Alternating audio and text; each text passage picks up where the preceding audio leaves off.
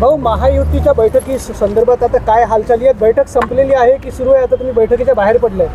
मला असं वाटते युतीच्या संदर्भात संजय राठोड माननीय नामदार इथे उपस्थित आहे. ते आपल्याला सर्वस्वी माहिती देतील. त्यांना सगळे अधिकार शिवसेनेने दिले होते.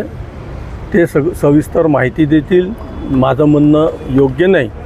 माझ्याबद्दलचा विषय असा आहे, मी उद्या सकाळी 9 किंवा 10 वाजता प्रेस घेईन आणि मी माझी भूमिका उद्या स्पष्ट करणार आहे. नेमकी तुमची भूमिका उद्या सांगेल ना मी. आता सांगितलं तर उद्याच्या प्रेसचं काही हेच राहणार नाही. तुम्ही आता जय श्रीराम म्हटलं. जय श्रीराम कोणाला? उद्या सांगेल. भाऊ, नामांकनाचा एक दिवस शिल्लक राहिला उद्याचा आणि आता हे उमेदवार समोर आहे. याबद्दल सविस्तर उद्या सकाळी मी बोलेल.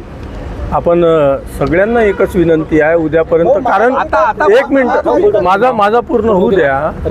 असं आहे, आता काही लोकांना सांगितलं प्रेस अर्धवट आहे इथे प्रेस अर्धवट आहे. माझी इच्छा आहे. नाही, प्रेस पूर्ण चाललेली आहे. नाही, प्रिंट मीडिया नाही आहे.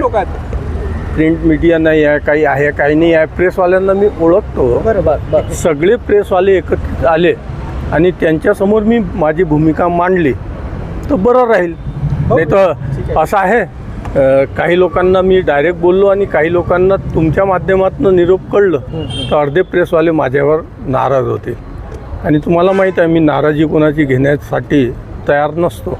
भाऊ, अमरावती विधानसभा क्षेत्रात तुम्हाला मोठी मतं मिळाली होती. तुमच्याकडे मोठ्या कार्यकर्त्यांची फळी आहे. ठरत नाही आहे नेमकं.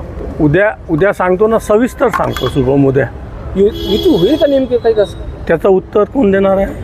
संजयजी राठोड आलेले आहेत, ते उत्तर देतील. इथले मुख्य म्हणजे नेतृत्व समजले जातात. नाही, शिवसेनेची जबाबदारी संजय राठोड यांना दिली होती. तेच अधिकृतपणे सांगतील. सध्या हॉटेलमध्ये जे आहे ती अजूनही बैठक सुरू आहे. मात्र बैठक अर्ध्यावर सोडून तुम्ही जाताय, काय नेमकं समजायचं? बूम खाली गेले उगले.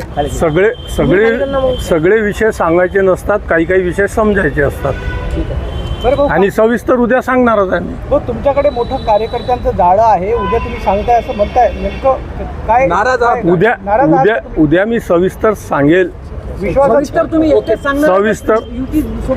सविस्तर उद्या. आत्ताच मी सांगितलं तर उद्याचा सस्पेन्स उघडून जाईल ना. उद्यापर्यंत सस्पेन्स राहू द्या ना.